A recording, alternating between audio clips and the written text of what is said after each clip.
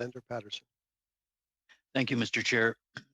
My question is, I'd like to thank the witnesses for their compelling testimony. My question is for Ms. Joseph. There are some who assert that concerns that C-15 may usher in uncertainty with respect to future development are alarmist. Some note that similar concerns were raised with respect to Bill C-69 passed during the previous Parliament, and yet they would argue that the sky does not appear to have fallen. In your view, is it alarmist or fear-mongering to suggest that investor confidence might be impacted by the passage of Bill C-15 and that uncertainty might be the result? Thank you.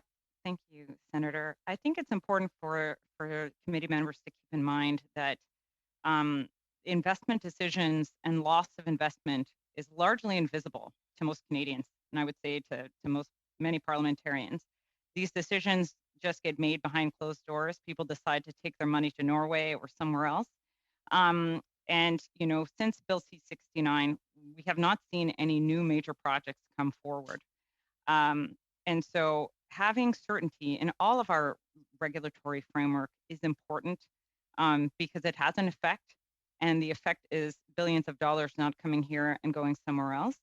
And there are, as we have suggested, opportunities to bring clarity to C-15 that will help the environment overall. And there are many challenges in the Canadian environment.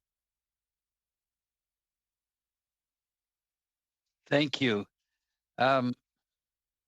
If greater uncertainty results from Bill C-15, what recourse options or alternatives will there be for your First Nation partner communities? Well, I'll speak to that briefly, but maybe I would suggest that Mr. Schmidt could provide more detail. So, if we think of an instance like Northern Gateway, where the project was canceled, many of the members of the Aboriginal Equity Partnership, and there were equity holders, Indigenous equity holders in that project, did not have recourse. And their recourse was telling their story. And so when these opportunities go away, they leave the places where the people are, where the resources are, they go elsewhere. And there isn't anyone to appeal to change these types of decisions.